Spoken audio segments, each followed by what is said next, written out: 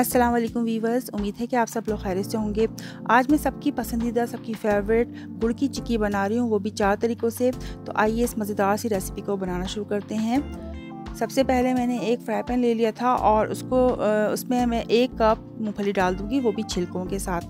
मूंगफली को हमें थोड़ा सा ड्राई रोस्ट करना है। तकरीबन 5 मिनट तक इसको मैं स्लो फ्लेम पर ड्राई रोस्ट करूँगी और उसके बाद मैं इसको साफ़ कर लूँगी। इसके छिलकों को हाथ से रब करके उतार दूँगी और इसको बिल्कुल साफ़ करके एक बॉल में रख दूँगी। तो मूंगफली हमारी ड्राई रोस्ट हो गई, इसकी तरफ रख देंगे साफ़ करके। इसके बाद दोबारा फ्राई पैन लिया है मैंने और 1 कप मैंने वाइट तिल लिए हैं। इनको भी मैं थोड़ा सा 5 मिनट तक स्लो फ्लेम पे ड्राई रोस्ट करूँगी और इनको भी ड्राई रोस्ट करने के बाद हम इसको बॉल में डाल के रख देंगे ठंडा करने के लिए। तो ये हमारे 2 हो गए। इसके बाद मैंने ड्राई फ्रूट ले लिए हैं। ड्राई फ्रूट में आपके पास जो भी अवेलेबल हो आप ले सकते हैं, जो आपको पसंद हो। मैंने इसमें बादाम, काजू और पिस्ता लिए थे। 3 मैं ड्राई फ्रूट इस्तेमाल कर रही हूँ, उनको भी मैंने ड्राई रोस्ट कर लिया था। अच्छा, इसको बनाने से पहले सबसे पहले हमने थाल को तैयार करना है या जिसमें आपने इसको जमाना है वो तैयार करेंगे। तो मैंने एक थाल ले ली थी और उसमें मैंने घी को मेल्ट करके अच्छी तरह से इसको लगा दिया था। अब ये 4 तरह की चिक्की हम रेडी करेंगे, जो कि आप देख सकते हैं।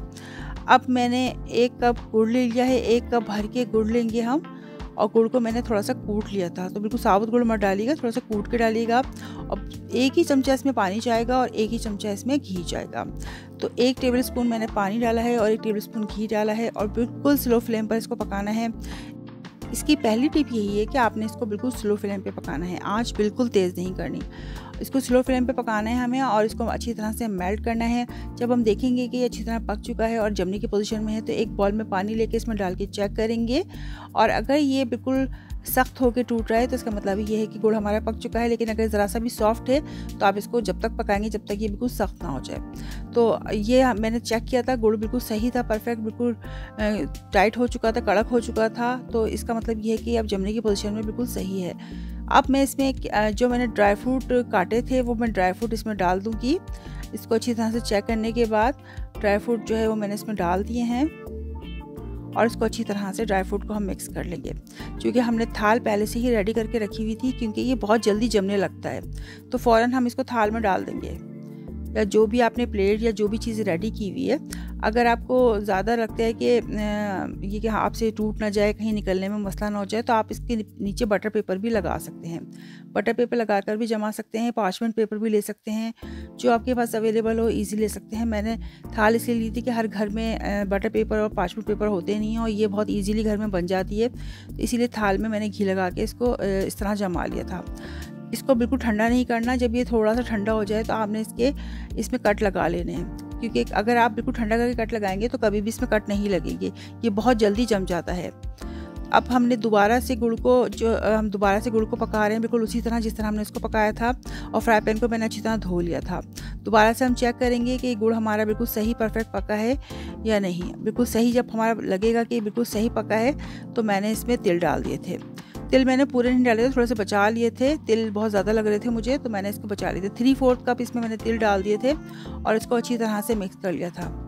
ये गुड़ की जो चिक्की होती है वो बहुत जल्दी जमने लगती है, इसलिए हमें बहुत क्विकली इसमें काम करना पड़ता है। जब ये गुड़ पक जाता है तो काम हमें बहुत ही क्विकली करना पड़ता है, वरना ये जमना शुरू हो जाता है। थाल को मैंने पहले से ही रेडी करके रखा हुआ था और इसमें मैंने अच्छी तरह से इसको डाल दिया था और इसको हम सेट कर लेंगे। स्पैचुला की मदद से भी इसको सेट कर लेंगे अच्छी तरह से।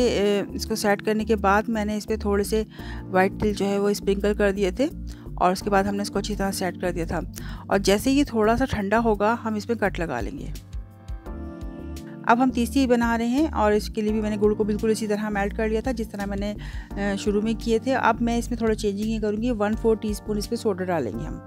इसमें हम बेकिंग सोडा डालेंगे और इसको अच्छी तरह मिक्स कर देंगे। तो 2 तरीक़ों से बनती है, सोडे के साथ भी बनती है, बगैर सोडे की भी बनती है। तो 2 मैंने बगैर सोडे की बनाई थी और 2 मैंने सोडे के साथ बनाई हैं। उसमें मैंने भुने हुए चने डाल दिए थे 1 कप, जो मैंने आपको दिखाए थे। तो इसको फ़ौरन जल्दी से मिक्स करेंगे और इसके लिए भी मैंने एक थाल रेडी करके रखी हुई थी पहले से ही, तो इसमें हम डाल देंगे, क्योंकि उस थाल में जो पहली वाली थाल थी उसमें गुंजाइश नहीं थी, तो इसमें हमने इसको डाल दिया है और इसको अच्छी तरह से स्पैचुला की मदद से इसको सेट कर लेंगे।